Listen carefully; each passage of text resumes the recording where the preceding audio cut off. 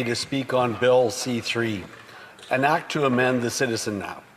I will be splitting my time with the Honourable Member for Ponoka-Didsbury. Madam Speaker, being a Canadian should mean something. Citizenship is not merely a passport or an identifier. It should mean pride, belonging, and responsibility. But Bill C-3 risks turning Canadian citizenship into more than a slogan and a checkbox, and in doing so cheapens the value of Canadian citizenship. When we start treating citizenship like a formality instead of the privilege that it is, we weaken the pride and the unity that made our country strong. Madam Speaker, this bill cheapens what it truly means to be Canadian. Canadian citizenship is more than a passport. It is a promise, a bond of loyalty and shared values. It is a commitment to the nation in which one lives. It is saying yes to the social contract that binds us. As citizens, we contribute to the society in which we live. We contribute in exchange for rights and privileges. These rights and privileges that have been fought for, died over, and earned over hundreds of years. Citizenship is about taking an active role in our towns, cities, and neighborhoods, helping one another build community, and taking pride in this incredible country we call home. This bill turns privilege of citizenship into a mere piece of paper. Under Bill C-3, some people living outside of Canada could automatically become Canadian citizens, even if they've never set foot here. If they were born or adopted abroad, and even if their parents only spent about 3 years in Canada, just enough to meet the bare minimum requirement of 1,095 days that C-3 sets out. This requirement doesn't even have to be consecutive days spent. The individual does not need to know our culture and may never even visit Canada, yet they will receive the same rights and privileges as someone who was born and raised here, or someone who chose to immigrate to Canada, lawful, and build their life here. There's no application process, no citizenship test, and no background or security check.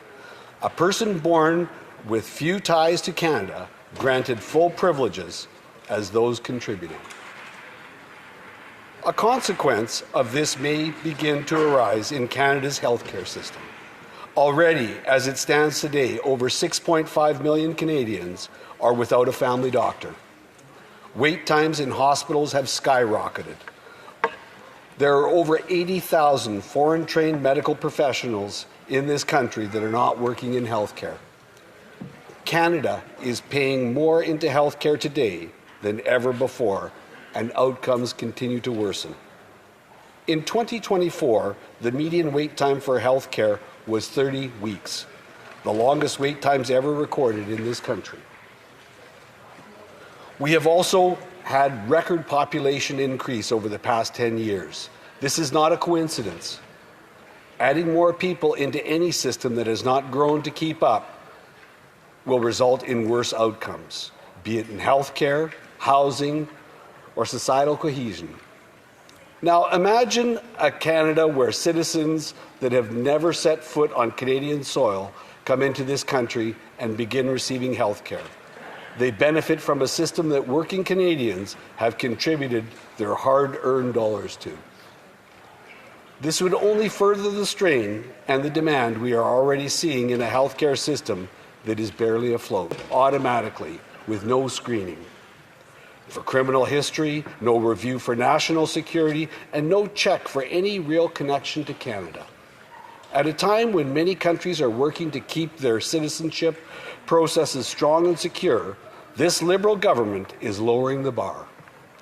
Under Bill C-3, a person could live here on occasion, spend most of their life abroad, have a child overseas, and that child would still become a Canadian citizen automatically, without any review and without any ties to this country. Madam Speaker, that cheapens what it means to be Canadian. For generations, becoming a citizen has meant something real. It has meant putting down roots, working hard, learning our history and contributing to our communities. It has meant earning the right to call yourself Canadian and being proud of it. This bill opens the door to citizens of convenience, people who can enjoy the benefits of being Canadian without sharing in the responsibilities that come with it. Madam Speaker, this is part of a large pattern. After 10 years of Liberal government, Canada's immigration system is broken. It's not the fault of newcomers who are promised a better life, but it is the fault of a government that has brought people into Canada under false pretenses, mismanaged our immigration programs, failed to plan for housing, and ignored the strain of healthcare and social services. Conservatives support restoring citizenship to lost Canadians and ensuring adopted children are treated equally, but this bill goes far beyond that. Madam Speaker, Conservatives tried to fix these problems in committee. We proposed common sense amendments that would have protected the values of Canadian citizenship. We asked that parents passing on citizenship by descent or adoption show real residency in Canada for consecutive years, just like any naturalized citizen must do. We proposed language and knowledge requirements so that new citizens by descent understood Canada's history, laws, and responsibilities. We required security screening for adults so that anyone gaining citizenship had been vetted and posed no threat to national safety. And we called for the minister to report annually to Parliament on how many automatic citizenships are granted abroad and to disclose any cases where security screening was waived.